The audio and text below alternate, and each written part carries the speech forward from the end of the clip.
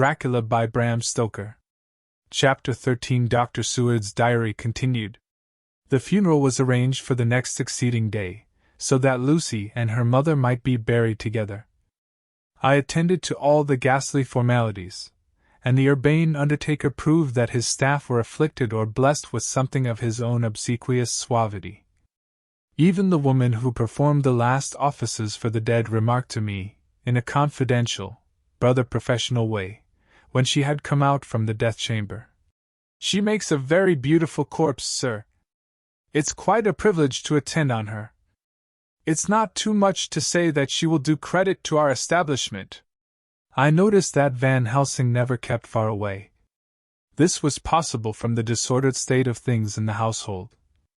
There were no relatives at hand, and as Arthur had to be back the next day to attend at his father's funeral, we were unable to notify any one who should have been bidden. Under the circumstances, Van Helsing and I took it upon ourselves to examine papers, etc. He insisted upon looking over Lucy's papers himself. I asked him why, for I feared that he, being a foreigner, might not be quite aware of English legal requirements, and so might in ignorance make some unnecessary trouble. He answered me, I know. You forget that I am a lawyer as well as a doctor. But this is not altogether for the law. You knew that when you avoided the coroner. I have more than him to avoid. There may be papers more such as this."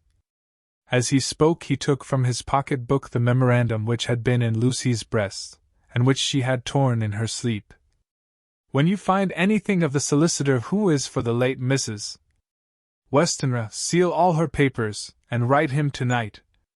For me, I watch here in the room and in Miss Lucy's old room all night, and I myself search for what may be. It is not well that her very thoughts go into the hands of strangers." I went on with my part of the work, and in another half-hour had found the name and address of Mrs. Westenra's solicitor, and had written to him. All the poor lady's papers were in order. Explicit directions regarding the place of burial were given. I had hardly sealed the letter, when, to my surprise, Van Helsing walked into the room, saying, "Can I help you, friend John? I am free, and if I may, my service is to you." "Have you got what you looked for?" I asked, to which he replied, "I did not look for any specific thing. I only hoped to find, and find I have, all that there was only some letters and a few memoranda, and a diary new begun. But I have them here, and we shall for the present say nothing of them. I shall see that poor lad tomorrow evening, and with his sanction I shall use some."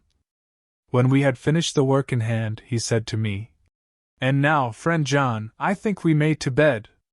We want sleep, both you and I, and rest to recuperate. Tomorrow we shall have much to do, but for the tonight there is no need of us. Alas!" Before turning in we went to look at poor Lucy. The undertaker had certainly done his work well, for the room was turned into a small chapelle ardente. There was a wilderness of beautiful white flowers, and death was made as little repulsive as might be. The end of the winding sheet was laid over the face. When the professor bent over and turned it gently back, we both started at the beauty before us, the tall wax candles showing us sufficient light to note it well. All Lucy's loveliness had come back to her in death, and the hours that had passed, instead of leaving traces of decay's effacing fingers, had but restored the beauty of life, till positively I could not believe my eyes that I was looking at a corpse. The professor looked sternly grave. He had not loved her as I had, and there was no need for tears in his eyes. He said to me, "Remain till I return," and left the room. He came back with a handful of wild garlic from the box waiting in the hall, but which had not been opened, and placed the flowers amongst the others on and around the bed. Then he took from his neck, inside his collar, a little gold crucifix, and placed it over the mouth. He restored the sheet to its place, and we came away. I was undressing in my own room, when, with a premonitory tap at the door, he entered, and at once began to speak. "Tomorrow I want you to bring me, before night, a set of post-mortem knives. Must we make an autopsy? I asked. Yes and no. I want to operate, but not as you think. Let me tell you now, but not a word to another. I want to cut off her head.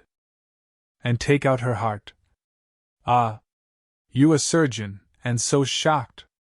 You, whom I have seen with no tremble of hand or heart, do operations of life and death that make the rest shudder. Oh, but I must not forget, my dear friend John, that you loved her, and I have not forgotten it, for it is I that shall operate, and you must only help. I would like to do it tonight, but for Arthur I must not. He will be free after his father's funeral tomorrow, and he will want to see her to see it. Then, when she is coffined ready for the next day, you and I shall come when all's sleep. We shall unscrew the coffin lid, and shall do our operation, and then replace all, so that none know, save we alone. But why do it at all? The girl is dead. Why mutilate her poor body without need? And if there is no necessity for a post-mortem and nothing to gain by it, no good to her, to us, to science, to human knowledge, why do it? Without such it is monstrous. For answer he put his hand on my shoulder, and said, with infinite tenderness, Friend John, I pity your poor bleeding heart, and I love you the more because it does so bleed. If I could, I would take on myself the burden that you do bear. But there are things that you know not, but that you shall know, and bless me for knowing, though they are not pleasant things. John, my child, you have been my friend now many years, and yet did you ever know me to do any without good cause? I may err, I am but man, but I believe in all I do. Was it not for these causes that you sent for me when the great trouble came? Yes. Were you not amazed, nay horrified, when I would not let Arthur kiss his love though she was dying, and snatched him away by all my strength? Yes. And yet you saw how she thanked me, with her so beautiful dying eyes, her voice too so weak, and she kissed my rough old hand and blessed me? Yes. And did you not hear me swear promise to her, that so she closed her eyes grateful? Yes. Well, I have good reason now for all I want to do. You have for many years trust me, you have believed me weeks past, when there be things so strange that you might have well doubt. Believe me yet a little, friend John. If you trust me not, then I must tell what I think, and that is not perhaps well. And if I work as work I shall, no matter trust or no trust without my friend trust in me, I work with heavy heart and feel, oh, so lonely when I want all help and courage that may be. He paused a moment, and went on solemnly. Friend John, there are strange and terrible days before us. Let us not be two, but one, that so we work to a good end. Will you not have faith in me? I took his hand, and promised him. I held my door open as he went away, and watched him go into his room and close the door. As I stood without moving, I saw one of the maids pass silently along the passage. She had her back towards me, so did not see me, and go into the room where Lucy lay. The sight touched me. Devotion is so rare, and we are so grateful to those who show it unasked to those we love. Here was a poor girl putting aside the terrors which she naturally had of death to go watch alone by the bier of the mistress whom she loved, so that the poor clay might not be lonely till laid to eternal rest. I must have slept long and soundly, for it was broad daylight when Van Helsing waked me by coming into my room. He came over to my bedside and said, "You need not trouble about the knives. We shall not do it." "Why not?" I asked. For his solemnity of the night before had greatly impressed me. "Because," he said sternly, "it is too late or too early. See!" Here he held up the little golden crucifix. "This was stolen in the night." "How stolen?" I asked in wonder. "Since you have it now?" "Because I get it back from the worthless wretch who stole it, from the woman who robbed the dead and the living. Her punishment will surely come, but not through me. She knew not altogether what she did, and thus unknowing, she only stole. Now we must wait." He went away on the word, leaving me with a new mystery to think of, a new puzzle to grapple with. The forenoon was a dreary time, but at noon the solicitor came, Mr. Marquand of Holman, Sons, Marquand and Littledale. He was very genial and very appreciative of what we had done, and took off our hands all cares as to details. During lunch he told us that Mrs. Westenra had for some time expected sudden death from her heart, and had put her affairs in absolute order. He informed us that, with the exception of a certain entailed property of Lucy's father's which now, in default of direct issue, went back to a distant branch of the family, the whole estate, real and personal, was left absolutely to Arthur Holmwood. When he had told us so much he went on. Frankly, we did our best to prevent such a testamentary disposition, and pointed out certain contingencies that might leave her daughter either penniless or not so free as she should be to act regarding a matrimonial alliance. Indeed, we pressed the matter so far that we almost came into collision, for she asked us if we were or were not prepared to carry out her wishes. Of course, we had then no alternative but to accept. We were right in principle, and 99 times out of 100 we should have proved, by the logic of events, the accuracy of our judgment. Frankly, however, I must admit that in this case any other form of disposition would have rendered impossible the carrying out of her wishes. For by her predeceasing her daughter the latter would have come into possession of the property, and even had she only survived her mother by 5 minutes, her property would, in case there were no will, and a will was a practical impossibility in such a case, have been treated at her decease as under intestacy.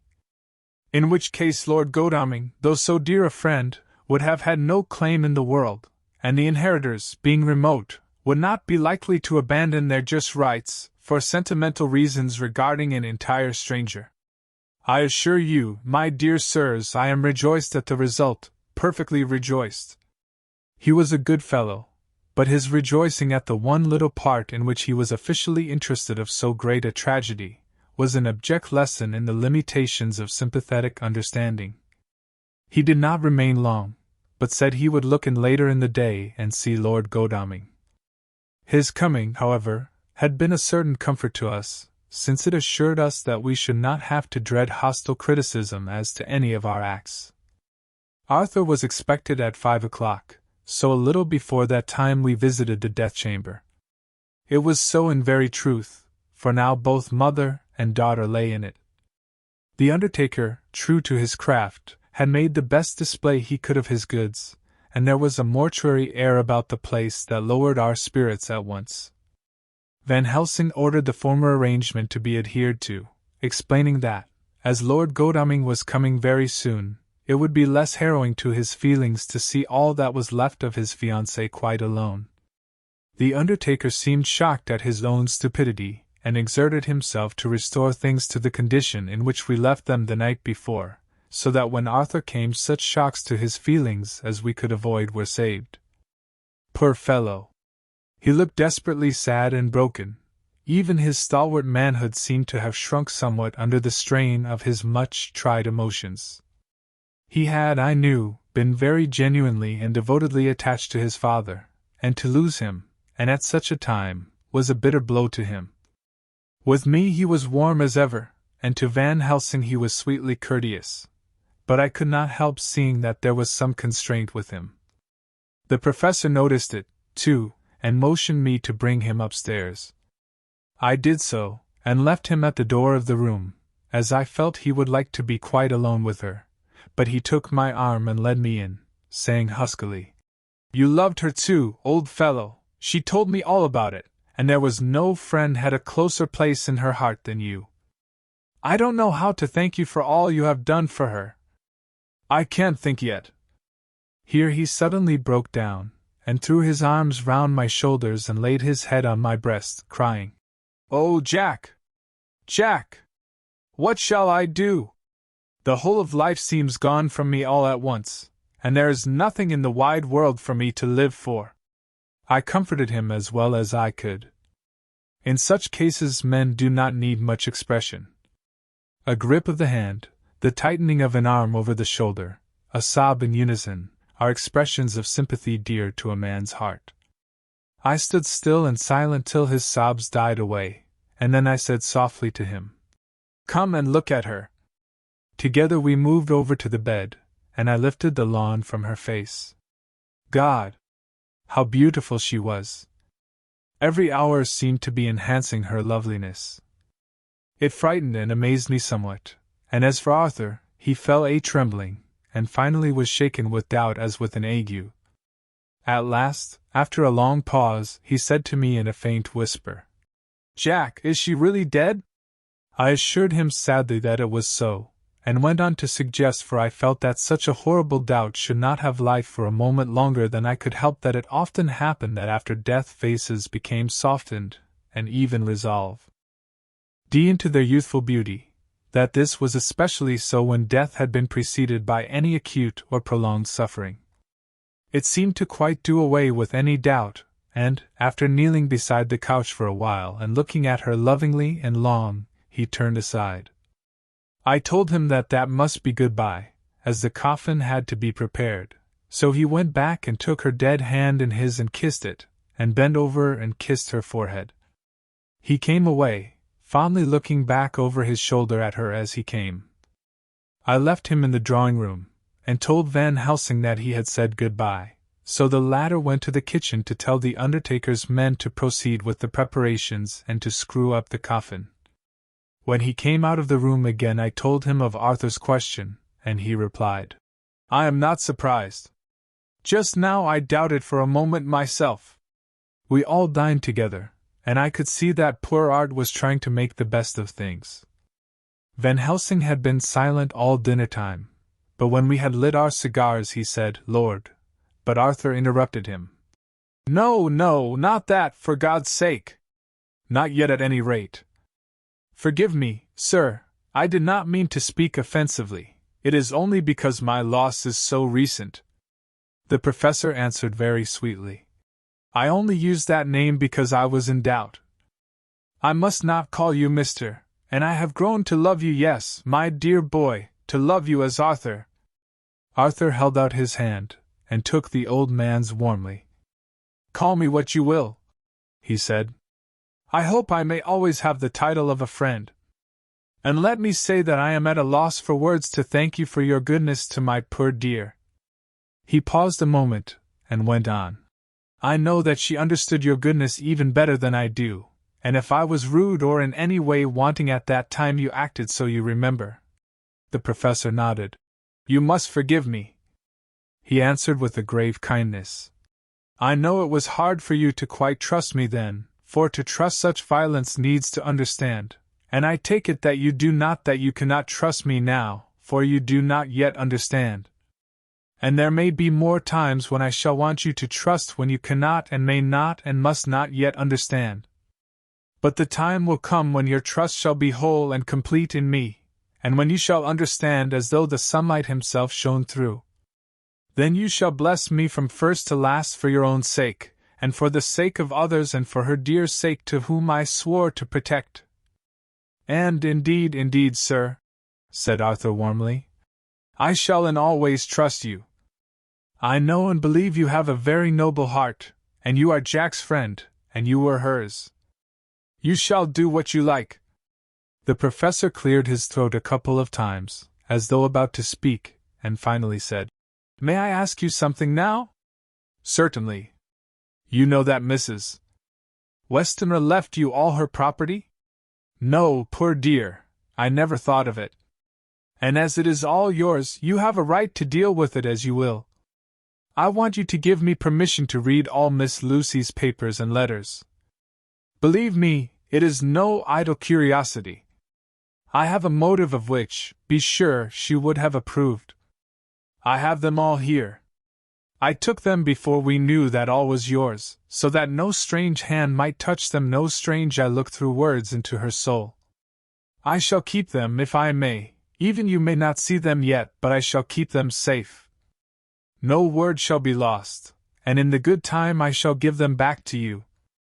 It's a hard thing I ask, but you will do it, will you not, for Lucy's sake?" Arthur spoke out heartily, like his old self. "Dr. Van Helsing, you may do what you will. I feel that in saying this I am doing what my dear one would have approved. I shall not trouble you with questions till the time comes. The old professor stood up as he said solemnly, And you are right. There will be pain for us all, but it will not be all pain, nor will this pain be the last. We and you too, you most of all, my dear boy, will have to pass through the bitter water before we reach the sweet. But we must be brave of heart and unselfish, and do our duty, and all will be well. I slept on a sofa in Arthur's room that night. Van Helsing did not go to bed at all. He went to and fro, as if patrolling the house, and was never out of sight of the room where Lucy lay in her coffin, strewn with the wild garlic flowers, which sent, through the odor of lily and rose, a heavy, overpowering smell into the night. Mina Harker's Journal. September 22nd. In the train to Exeter. Jonathan sleeping. It seems only yesterday that the last entry was made, and yet how much between then, in Whitby and all the world before me, Jonathan away and no news of him, and now, married to Jonathan, Jonathan a solicitor, a partner, rich, master of his business, Mr. Hawkins dead and buried, and Jonathan with another attack that may harm him. Some day he may ask me about it. Down it all goes. I am rusty in my shorthand. See what unexpected prosperity does for us, so it may be as well to freshen it up again with an exercise anyhow. The service was very simple and very solemn. There were only ourselves and the servants there, one or two old friends of his from Exeter, his London agent, and a gentleman representing Sir John Paxton, the president of the Incorporated Law Society. Jonathan and I stood hand in hand, and we felt that our best and dearest friend was gone from us. We came back to town quietly, taking a bus to Hyde Park Corner. Jonathan thought it would interest me to go into the Row for a while, so we sat down. But there were very few people there, and it was sad-looking and desolate to see so many empty chairs. It made us think of the empty chair at home, so we got up and walked down Piccadilly. Jonathan was holding me by the arm, the way he used to in old days before I went to school. I felt it very improper, for you can't go on for some years teaching etiquette and decorum to other girls without the pedantry of it biting into yourself a bit. But it was Jonathan, and he was my husband, and we didn't know anybody who saw us, and we didn't care if they did, so on we walked. I was looking at a very beautiful girl, in a big cartwheel hat, sitting in a Victoria outside Giuliano's, when I felt Jonathan clutch my arm so tight that he hurt me, and he said under his breath, "My God!" I am always anxious about Jonathan, for I fear that some nervous fit may upset him again, so I turned to him quickly, and asked him what it was that disturbed him. He was very pale, and his eyes seemed bulging out as, half in terror and half in amazement, he gazed at a tall, thin man, with a beaky nose and black mustache and pointed beard, who was also observing the pretty girl. He was looking at her so hard that he did not see either of us, and so I had a good view of him. His face was not a good face. It was hard, and cruel, and sensual, and his big white teeth, that looked all the whiter because his lips were so red, were pointed like an animal's. Jonathan kept staring at him, till I was afraid he would notice.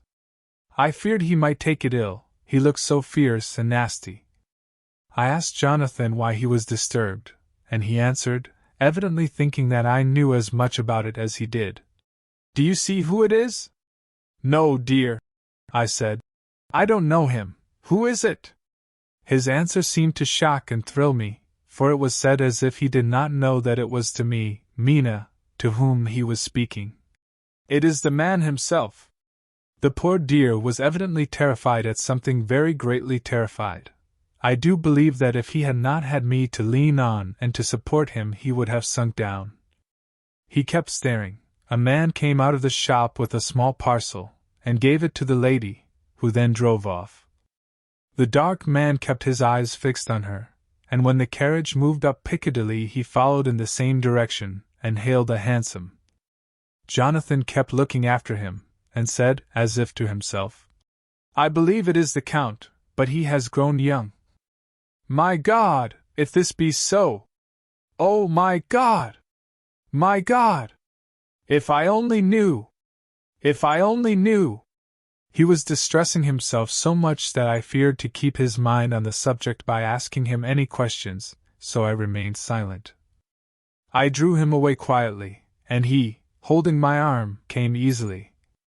We walked a little further, and then went in and sat for a while in the green park. It was a hot day for autumn, and there was a comfortable seat in a shady place. After a few minutes staring at nothing, Jonathan's eyes closed, and he went quietly into a sleep, with his head on my shoulder. I thought it was the best thing for him, so did not disturb him. In about 20 minutes he woke up, and said to me quite cheerfully, "Why, Mina, have I been asleep? Oh, do forgive me for being so rude. Come, and we'll have a cup of tea somewhere." He had evidently forgotten all about the dark stranger, as in his illness he had forgotten all that this episode had reminded him of. I don't like this lapsing into forgetfulness. It may make or continue some injury to the brain. I must not ask him, for fear I shall do more harm than good, but I must somehow learn the facts of his journey abroad. The time is come, I fear, when I must pen that parcel, and know what is written. Oh, Jonathan, you will, I know, forgive me if I do wrong, but it is for your own dear sake. Later. A sad homecoming in every way, the house empty of the dear soul who was so good to us. Jonathan still pale and dizzy under a slight relapse of his malady. And now a telegram from Van Helsing, whoever he may be. You will be grieved to hear that Mrs. Westenra died 5 days ago, and that Lucy died the day before yesterday. They were both buried today. Oh, what a wealth of sorrow in a few words. Poor Mrs. Westenra. Poor Lucy. Gone, gone, never to return to us. And poor Arthur, to have lost such sweetness out of his life. God help us all to bear our troubles. Dr. Seward's Diary. September 22nd. It is all over. Arthur has gone back to Ring, and has taken Quincy Morris with him. What a fine fellow is Quincy! I believe in my heart of hearts that he suffered as much about Lucy's death as any of us, but he bore himself through it like a moral Viking. If America can go on breeding men like that, she will be a power in the world indeed. Van Helsing is lying down, having a rest preparatory to his journey. He goes over to Amsterdam tonight, but says he returns tomorrow night, that he only wants to make some arrangements which can only be made personally. He is to stop with me then, if he can. He says he has work to do in London which may take him some time. Poor old fellow! I fear that the strain of the past week has broken down even his iron strength. All the time of the burial he was, I could see, putting some terrible restraint on himself. When it was all over, we were standing beside Arthur, who, poor fellow, was speaking of his part in the operation where his blood had been transfused to his Lucy's veins. I could see Van Helsing's face grow white and purple by turns. Arthur was saying that he felt since then as if they two had been really married and that she was his wife in the sight of God. None of us said a word of the other operations, and none of us ever shall. Arthur and Quincy went away together to the station, and Van Helsing and I came on here. The moment we were alone in the carriage he gave way to a regular fit of hysterics. He has denied to me since that it was hysterics, and insisted that it was only his sense of humor asserting itself under very terrible conditions. He laughed till he cried, and I had to draw down the blinds lest any one should see us and misjudge, and then he cried, till he laughed again, and laughed and cried together, just as a woman does. I tried to be stern with him, as one is to a woman under the circumstances, but it had no effect. Men and women are so different in manifestations of nervous strength or weakness. Then when his face grew grave and stern again I asked him why his mirth, and why at such a time. His reply was in a way characteristic of him, for it was logical and forceful and mysterious. He said, "Ah, you don't comprehend, friend John. Do not think that I am not sad though I laugh. See, I have cried even when the laugh did choke me. But no more think that I am all sorry when I cry, for the laugh he come just the same. Keep it always with you that laughter who knock at your door and say, "May I come in?" is not the true laughter. No!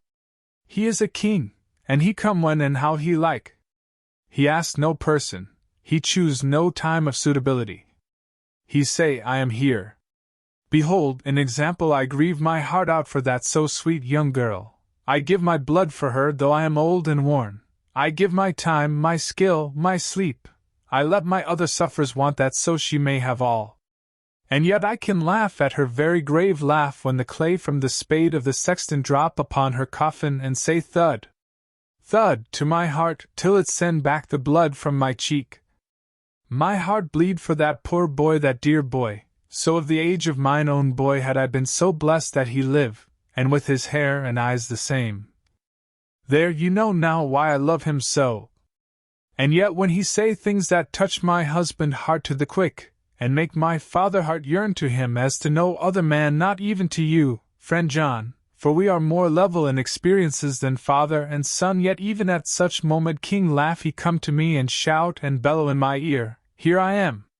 Here I am!" till the blood come dance back and bring some of the sunshine that he carry with him to my cheek. Oh, friend John, it is a strange world, a sad world, a world full of miseries, and woes, and troubles, and yet when King laugh come he make them all dance to the tune he play. Bleeding hearts, and dry bones of the churchyard, and tears that burn as they fall all dance together to the music that he make with that smileless mouth of him. And believe me, friend John, that he is good to come, and kind.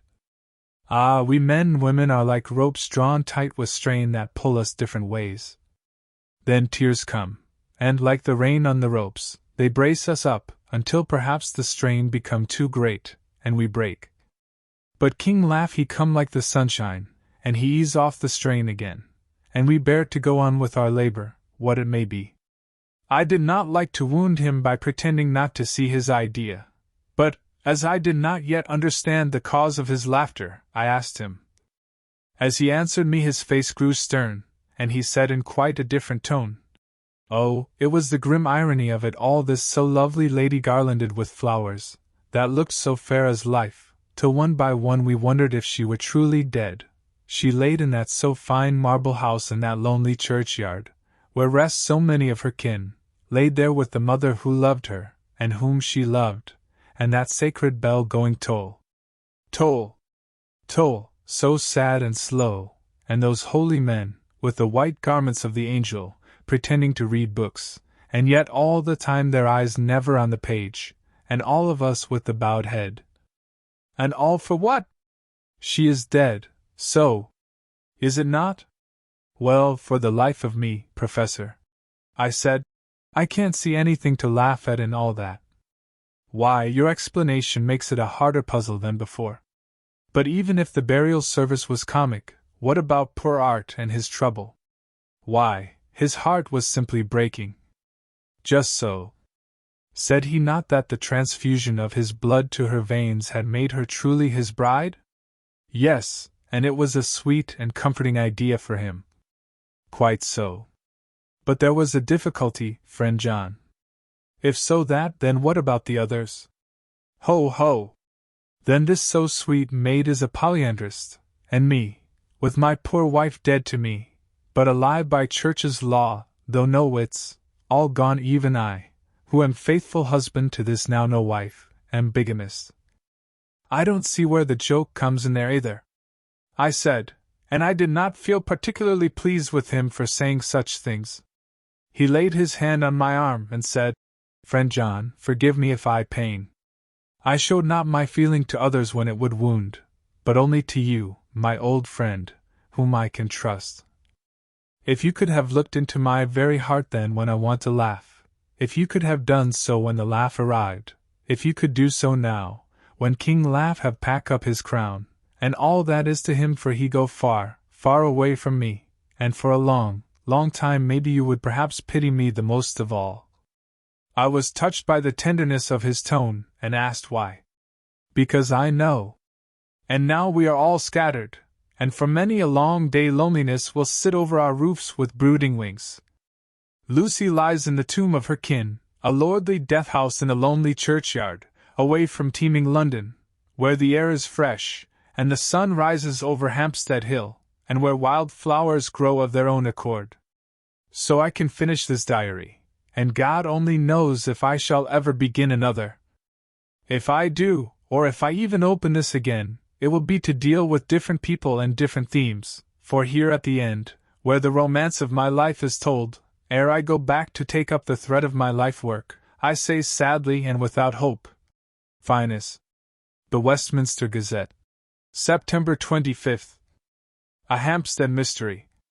The neighborhood of Hampstead is just at present exercised with a series of events which seem to run on lines parallel to those of what was known to the writers of headlines as the Kensington Horror, or the Stabbing Woman, or the Woman in Black.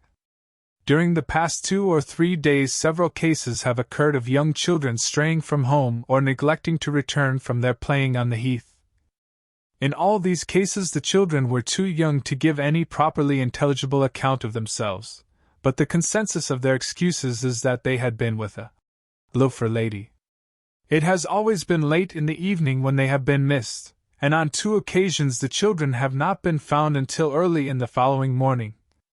It is generally supposed in the neighborhood that, as the first child missed gave as his reason for being away that a loafer lady had asked him to come for a walk, the others had picked up the phrase and used it as occasion served. This is the more natural as the favorite game of the little ones at present is luring each other away by wiles. A correspondent writes us that to see some of the tiny tots pretending to be the loafer lady is supremely funny. Some of OU. Our caricaturists might, he says, take a lesson in the irony of grotesque by comparing the reality and the picture. It is only in accordance with general principles of human nature that the loafer lady should be the popular role at these al fresco performances.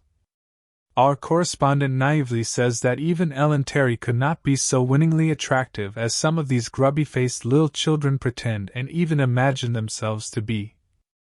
There is, however, possibly a serious side to the question, for some of the children, indeed all who have been missed at night, have been slightly torn or wounded in the throat.